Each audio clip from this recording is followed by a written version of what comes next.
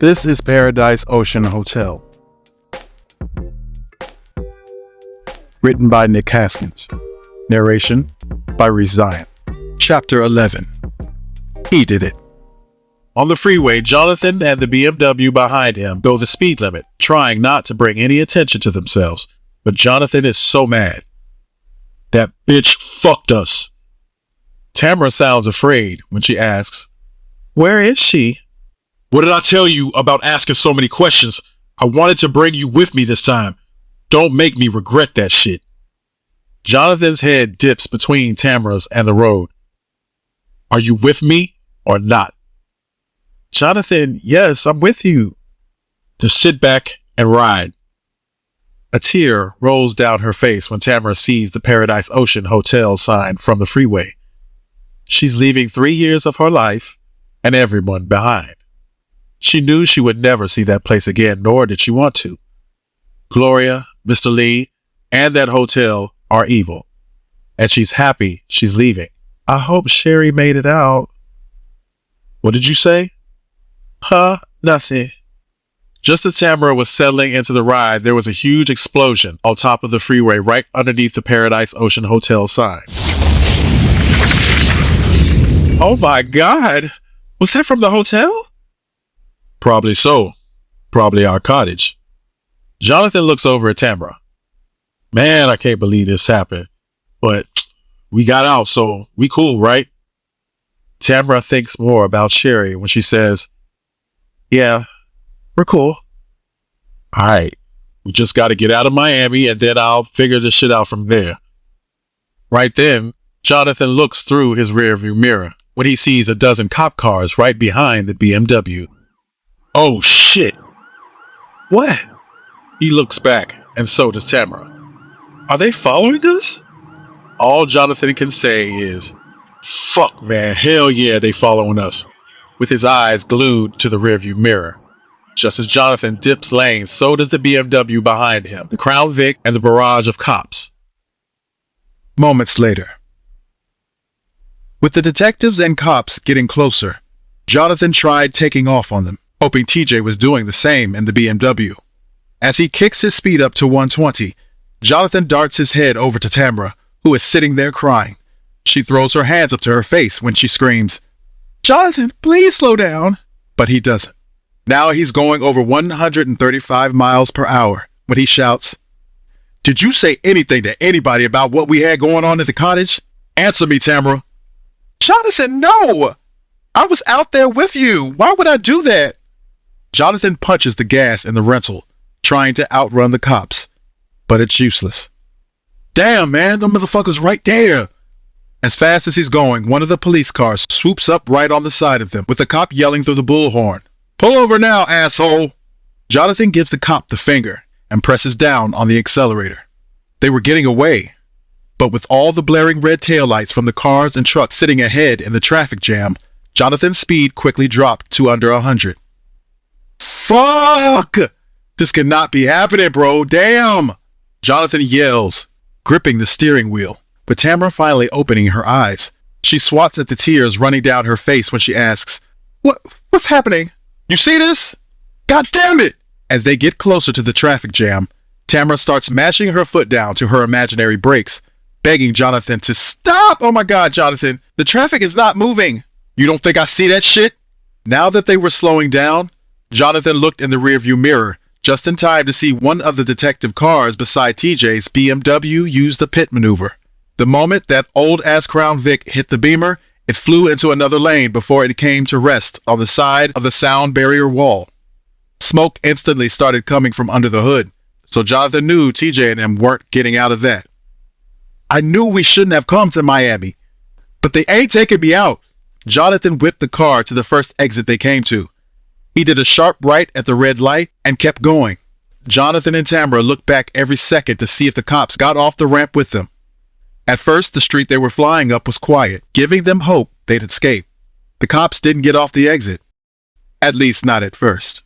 But it didn't take long for Detective Sims, Brighton, and about 10 cop cars who weren't on the freeway with the BMW to zoom up the ramp. They all poured onto Ocean Drive, catching up to the Hellcat SRT within seconds. Tamara screams, Jonathan! With him still speeding. No traffic jam was ahead, but a dozen cars were stopped at the red light. Jonathan's stomach drops as his head dips from the right to the left. With traffic in front of them and cops in the back, they had nowhere to go. They were under 40 miles per hour when Jonathan looked at the speed. What we gonna do, man? Suddenly, he slams on the brakes and rushes the gear shift into park. Fuck this. When Tamara jolts forward, she yells, Jonathan, what are you doing? He quickly grabs his backpack off the back seat and bolts out of the car, leaving Tamara strapped in her seatbelt. Watching him sprint through the pine trees towards the water, she screams, Jonathan! Before she can get another word out, the passenger side door is yanked open, with 3 cops with guns drawn, ordering Tamara to get out of the car now!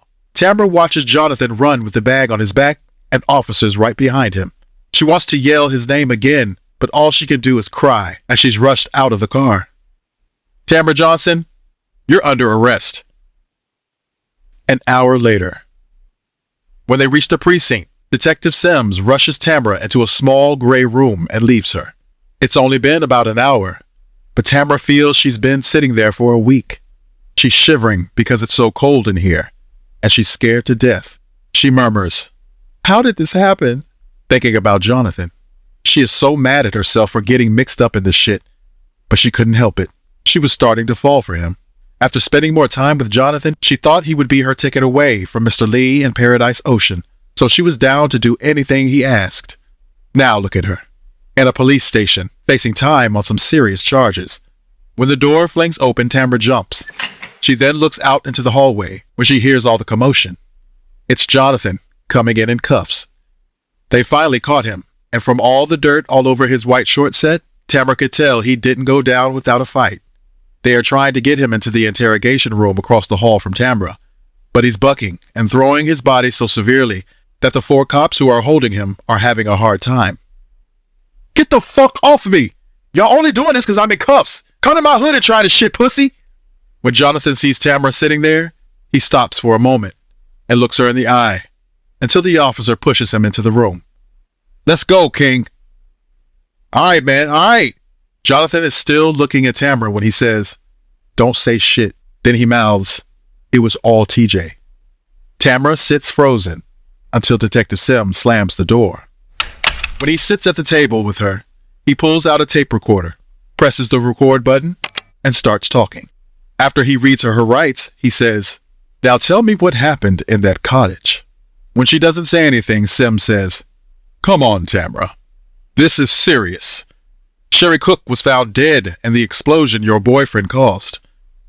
Tamara's eyes filled with tears when she said, oh no. Oh yes. Gloria is dead too. And Ronnie Lee was arrested for the murders that happened in room 129. Tamara's face shows she can't believe what she's hearing.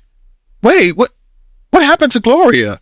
And, oh my God, Mr. Lee really did kill those people in the room when... You don't need to concern yourself with any of that. Not before you give us answers about Jonathan King.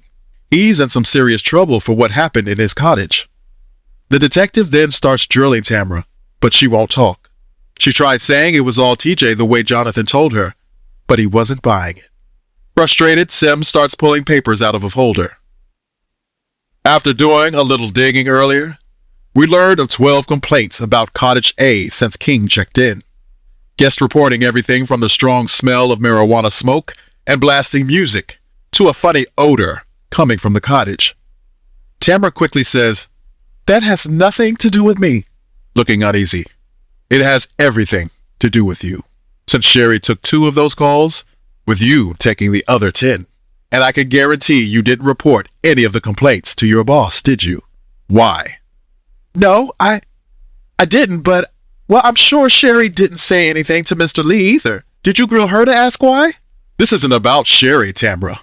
This is about you, hiding complaints from your boss and Gloria so they wouldn't find out what was going on out there, right? All Tamara could give was a weak, no, you're wrong, before there was a knock at the door. Sim says, come in, before Detective Brighton opens the door. Hey, Sims, can I see you for a moment? Sims looks at him and then back at Tamara. Excuse me, Tamara. I'll be right back. Tamara sits quietly, listening to the detectives, They're in the hallway whispering, but she can still hear them. Brighton, what is it? I'm trying to get her to talk. First, I want to tell you about the housekeeper's daughter. What about her? She's at the hotel going crazy over what happened to Sherry. They had to detain her. Oh well, let whoever's there deal with that. Sherry Cook, her daughter, and granddaughter are no longer our concern. True. I also got word that there were fatalities in the cottage next door to Jonathan's. Sim's eyebrows shoot upwards. You're kidding. Nope. Parents and a 2-year-old are all dead. And get this, Ronald Lee made his one phone call, and now his lawyer is on the way. Great. But he isn't going anywhere anytime soon after what he did to that young woman and her boyfriend. And to Gloria. Well, we don't have proof of that yet. We do now. Traffic cams tracked the truck that sped away from Gloria's house to a bar on Duval Street. And guess who we found inside? Derek Black. Goes by Big D. We're on him about another crime in Palmetto Bay. And to save his ass, he turned Lee in the minute we picked him up. Big D showed all the messages between them, so Lee can't deny it. Brighton says, use what you can with that to try and break her. Looking in on Tamara, sitting at the table. Detective Sims returns to the room 5 minutes later, as does his long line of questioning. But Tamara still refuses to talk. Now, Tamara, tell me what you know about... I told you I don't know anything. Hours later, irritated and tired, Sims says, Tamara, we've been over this for 6 hours now. You either tell me who is responsible for what happened in that cottage, or you're going down just like your boss, Ronnie Lee. He's looking at life for what he's done. Now I want the truth from you, or else I can assure you, you will end up just like him. He studies her for a moment before he says, I got word from my partner earlier that the family next door to that cottage was killed too when that explosion happened. The father, mother, and 2-year-old are all dead, so the charges are quickly mounting. You're already in deep shit. Now, unless you're ready to add murder charges too, start talking. I want to know all of it. So Tamara, what's it going to be? Crying, Tamara starts spilling her guts. He did it. It was Jonathan. She sobbed heavily, saying, he did all of it. The drug deals, Sherry getting killed, the girl TJ shot before we left. It was all him. Jonathan orchestrated everything. Tamara starts singing like a canary, trying to save herself, thinking about Sherry, Gloria, Mr. Lee, and Paradise Ocean Hotel.